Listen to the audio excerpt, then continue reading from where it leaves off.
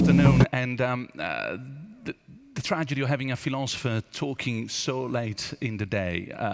I think I'm being placed at this stage because we in our profession have been answering the question, what do you do when there is nothing else to do, very well already 25 centuries ago? You philosophize, of course. You go on a holiday and you start thinking. So I think I represented that only category probably that will support any possible machine invasion, because you know, that was plan A since we started doing all this. Having said that, a bit of philosophy at this stage might help us to see, during this very rich day, a different angle of all the topics we covered. Philosophy normally has that attitude of not letting the bone go. It's like a dog. No, it chews their bone and it keeps chewing, which transforms itself into not looking at topics on the surface, skipping from how wonderful life will be in that place to how extraordinary, beautiful the other place will be at the same time. But more like drilling and drilling and drilling. And how do you do that? By not stopping with the first instance of if, then. That's what normally I tell my students, it's one of 1,000 forms of intelligence. You are intelligent if you can, among many other things, follow on. If A, then B. If B, then C. But if C, then. And you keep going until you start reaching some bottom, some rock-solid ideas that, no, look, we can't drill any further. So I want to do a little bit of drilling here on being human in an artificial world and what it means to be made a little bit redundant, in a way, by these new machines. Who we are, how we're going to be transformed. And I'll start by telling you that this is not what I'm going to talk about. I wish this were the problem. If we had Terminator, Skynet, and all that science fiction coming soon, then I would sleep soundly, because that is science fiction. The artificial intelligence that we have today is as intelligent as my grandmother's fridge. Nada. Zero. It's as stupid, in other words, as this little thing that I have in my hands. Oh, but he plays chess better than you. So? So does my car. When he runs much faster than me, it doesn't mean that he has legs, or he runs like I do. So we shouldn't get confused about this, but maybe more, if you like, during the Q&A. But let's take this step aside. Why the digital is making such a big difference? How does the artificial intelligence make such a big impact on us? Well, because the digital, and we will not have time to look at this deeply today, but cuts and pastes, unglues and glues together a lot of things and concepts on things that we have inherited from, shall we say, the 19th century, the 20th century, what philosophers like to speak in terms of modernity. So modernity has given us, say, just one example, location and presence as something that were glued together. That's why we have a branch of a bank. You go there and you interact with the bank.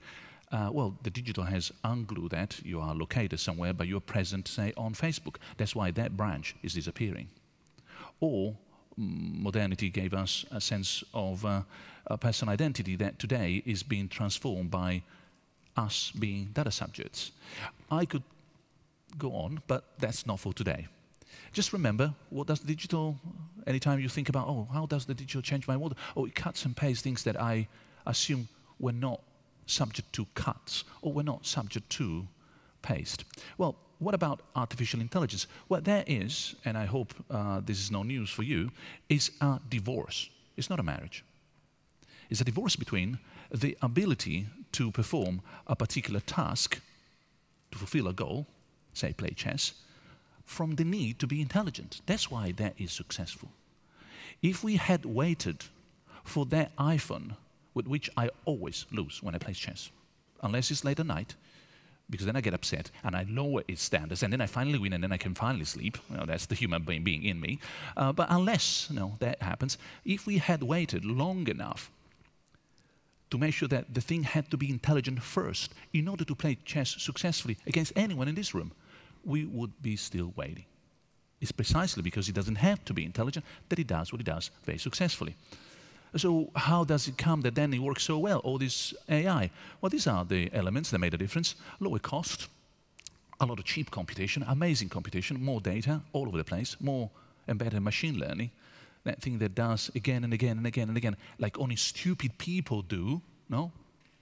If you see someone looking at 1,000, 10,000 pictures of a cat and finally saying, that's a cat, that's not a sign of intelligence, is it? So but that's how the machine learning does it. You say 10,000 and then finally, he plays, as we read today in the Financial Times, millions of games against himself and he finally plays so well Go. Oh, well, that's remarkable, better algorithms, of course, more Internet of Things, more on life, us living online and offline together.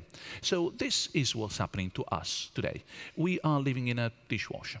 What that means? It means that we have built a whole world around the simple abilities of that robot. This is a bit silly, and it's actually science fiction. Is the robot coming, taking away jobs, etc. And this is what I want for Christmas, because I'm the interface at the moment between the kitchen and the dishwasher. I am the one with a human brain, which is a bit of a waste, honestly, to pick up the dishes and put them in the dishwasher and then back again. And that's an arm that has transformed, if you look top right with a camera, the whole kitchen into a big enveloped environment. So this, you see, it was written for us and for the machine. But this is the world in which we live. This is written only for the machine. We are transforming, enveloping the world around robots that read this stuff and do what they have to do. I mean, and I don't mind. In that sense, we kind of back where we were. This was grandmother, doing some computing with a screwdriver in a big room called the computer around her. Her daughter get a different sense of what a computer is. She got out of the room, but her granddaughter, she's back inside. She's on life, neither offline or offline all the time. In that sense, she has no sense of being in a big computer unless it stops working. At that point, you're going to run like, there's no connectivity, there's no connectivity. Oh, well, then now you know where you are, or where you were, rather. So we live in an infosphere, the space made of information around us, and there we share the environment with a lot of other agents. This was the past. A few mechanical things and some horses. This hasn't been with us for a long time. This is present/future, and this is also present/future. This little robot, as you know, has been already tested in the streets of London to deliver food, mail, by Amazon. So we are sharing the environment with this agency, which is not intelligent, but it does increasingly more and better, lots of things. And don't get me wrong, the sky is the limit. It doesn't do that like us. So I'm not saying, oh, the AI one day will not be able to do X. There is no real X that AI cannot do. It might not be financially convenient, or it might be just too complicated. The point is that it doesn't do it as we do it. So not intelligence there. So what is it? It's like a huge reservoir.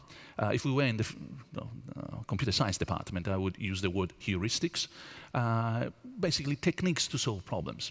So imagine you have electricity, a huge reservoir of energy there. You go and plug stuff in, and it's for maybe the razor, for me in the morning, or the computer, and so on. Well, imagine now that reservoir being a reservoir of agency. And that agency is like a tap. You just turn it on and off, depending on whether you need to find the cheapest ticket for a particular show or the next fridge online. So what are the challenges, not of Terminator and stuff, but the real challenges that we're going to face when this reservoir is going to be around us? Because at the moment it's in the hands of about 7 companies. The usual suspects: Amazon, Facebook, Google, IBM, DeepMind, etc. There are not many, but one day, and it might be next time we meet here, it's around the corner. Fingers crossed, I'm going to see it.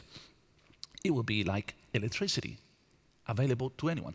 So here is a quick tour, and I'm going to, because we have 10 fingers, I'm going to summarize that in 10 points. Had sort of evolution gone differently, would have been a different number.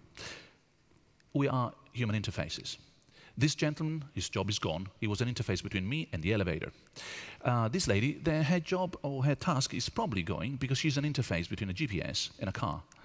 And this guy, his job is secure for as long as we had their badly designed thing called car.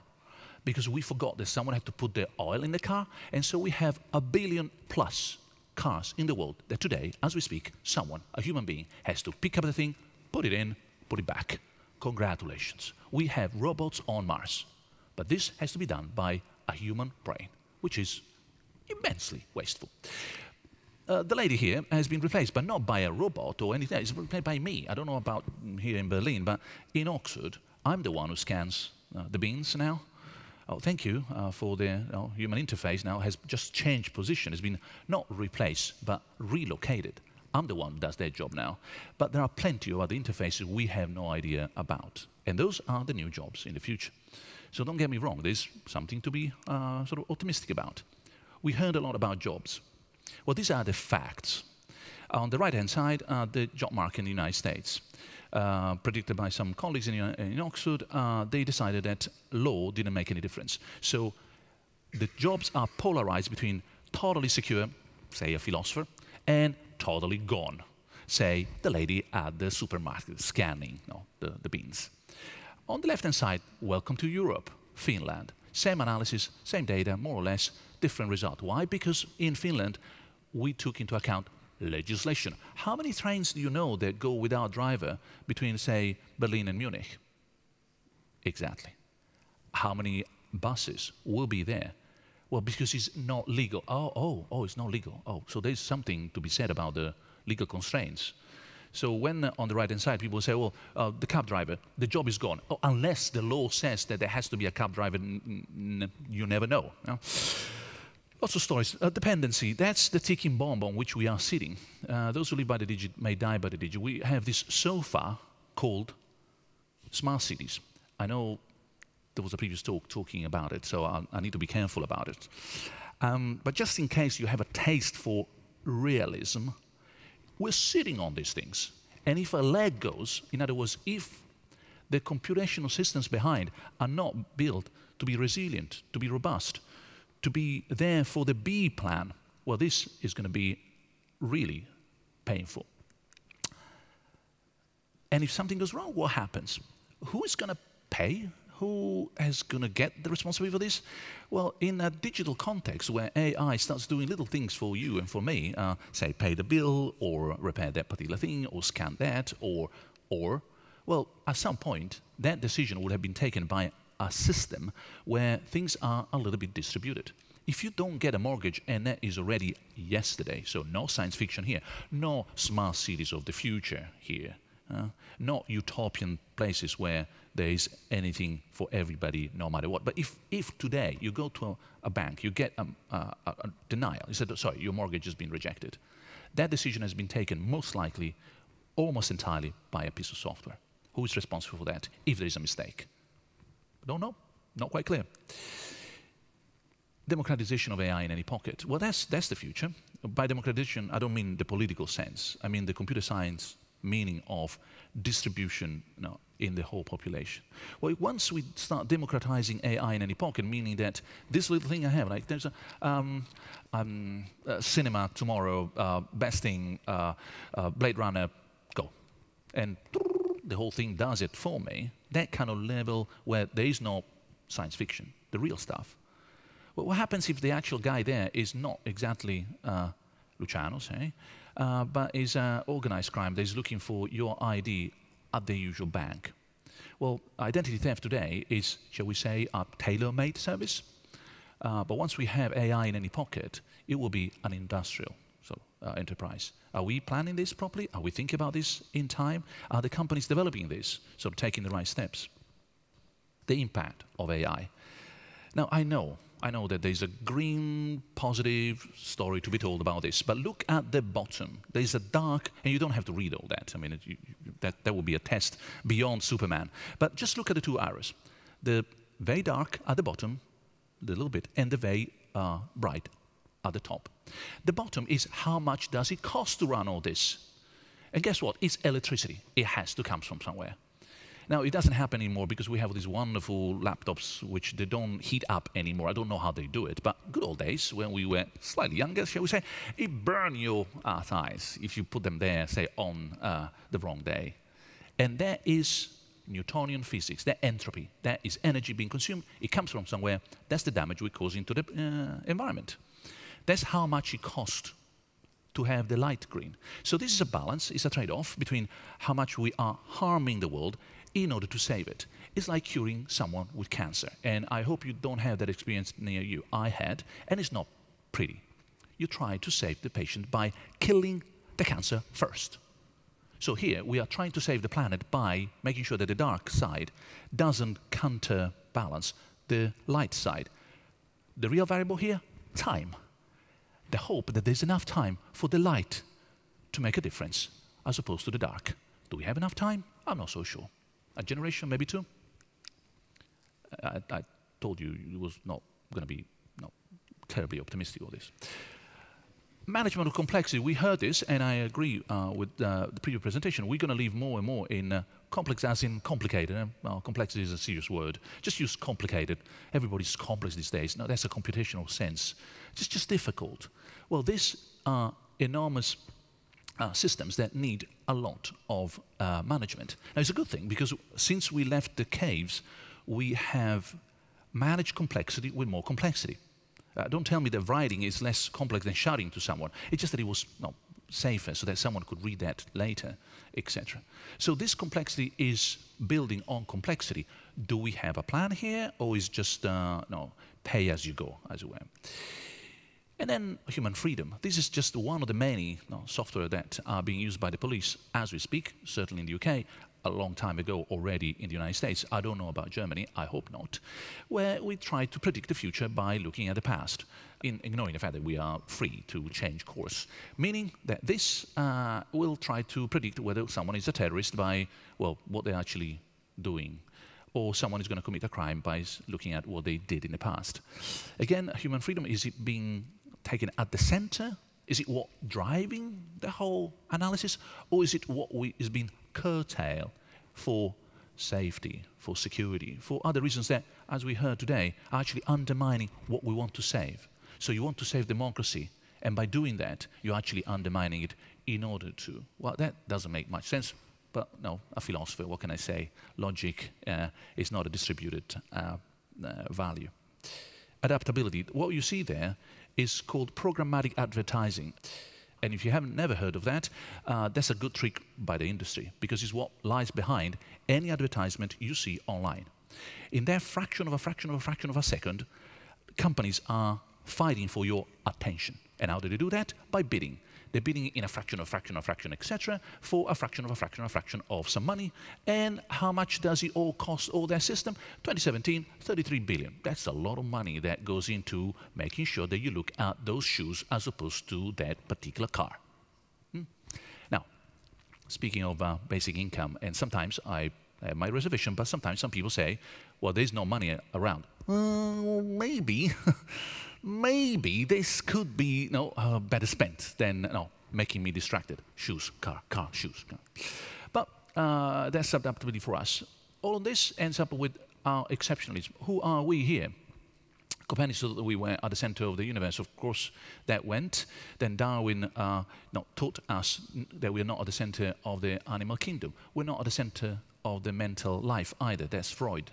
And Alan Turing has just taught in the last 50 years, shall we say, more or less, that we're not at the center of the infosphere. Remember what I introduced at the beginning? We're not at the center of this space made of information. There are other things that handle that information faster, better, more effectively, more proficiently than us. So what about us? In what way are we special? And I'm coming to the end of my talk. Well, for a long time, we philosophers, not the people, not we the people, no, the American Constitution. We, the philosophers, have been thinking we're so cool. We're really the cool thing about this universe, or the Earth, well, Europe, well, let's say just Athens, okay?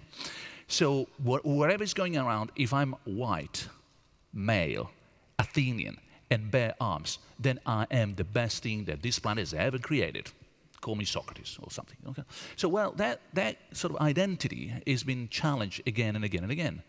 And instead of thinking of ourselves as a plus, as a more, as a super cool, for the aficionados here, the bazinga kind of moment, I know that doesn't say anything to most of you, but If it doesn't, just check it online.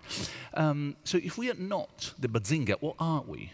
Well, we are a minus. We are a deficit. We are a hole in the fabric of the world. We are the ones who ask questions. And you ask questions only if you feel that there's something not there, that you're missing. And that missing, trust me, it will never be fulfilled. So we're more like a glitch, I think, rather than a beautiful, super cool thing. We're not a feature, we're a bug. It's the bug of the system that survived. Well, that's pretty interesting. That's winning the lottery, essentially, as a beautiful glitch. We better see ourselves as natural information organism. Yes, today, in this century, not in the past, maybe not in the future, but today we look at ourselves informationally. But we're very fragile. Remember those 10 points? It's like putting very strong agents, robust, stubborn, that they do things 24/7, with very fragile creatures that they don't want to work, they're lazy, easily influenceable, malleable. You need to be careful about that. We are fragile. In that sense, AI should be friendly towards the beautiful glitch. It's a simple thing, meaning that we have to have a design that is value-driven for agency, not money-driven, not profit-driven. Just think for a moment. Value-driven.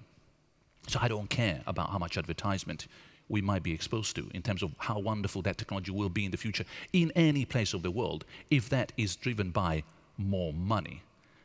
No, values, for example, freedom or political freedom to speak in that particular country, for example. And if you can't speak in that particular country, that is not a country I want to live in. And you're putting in cost because we're spending so much time and memory and space and human resources in making sure that you look at those shoes, not that car. Here, AI should be really an amazing force for good. With this, what we should do? Well, think deeper. That's what you expect of a philosopher. Stay on the problem. Don't rush. Just stay. Stay on the problem. Think more. And if you're just in doubt, think even more. Design better, because this is the age of design. And this is your only chance to give to the future a good society for which future generations will be grateful, looking back and say, thank you, as opposed to like, what have you done? And be mindful, not careful, not avoiding risk, but mindful. Think about what is really going to happen, not to you, not to a neighbor, but to all the millions of people who will live after us. In that sense, the age is the age of design. It should be the age of good design, and therefore there's plenty of things to do. Thank you.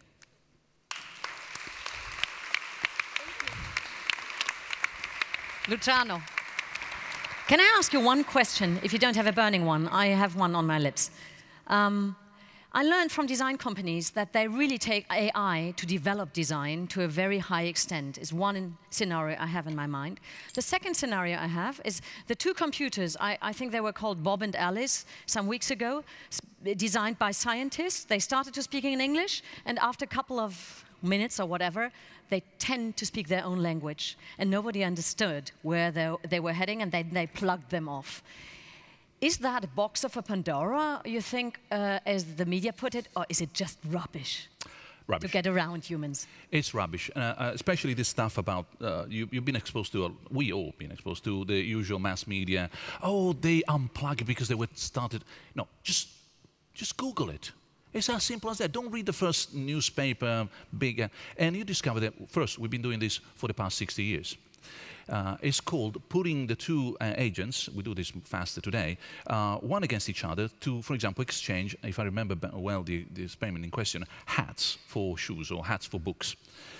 You try to give them some vocabulary, which you put into the two agents, in this case, English. At some point, by interacting with each other, the two agents, instead of using a whole sentence, give me the book, it just says book or b or bug. It becomes useless. So the experiment failed.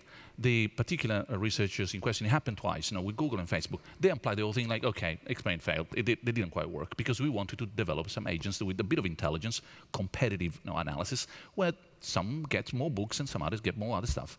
It didn't quite work, so we just unplug it. Result, just a bad design, nothing happened. And all that blah, blah, blah, blah, oh, they speak, well, for goodness sake, just run a little example. Just go online and check Turing test. You ask a question to a piece of software on the other side or a human being. You don't know who is who. Mm-hmm. And you have 5 minutes to discover whether it's a human being or not. I was the judge the first time he came to the UK. And just ask him, for example, what can you do with a pair of shoes? Computer. Wear them. Human being. Nail something to the wall. I can play with the little soldiers. It could be a little house. I can stop the door.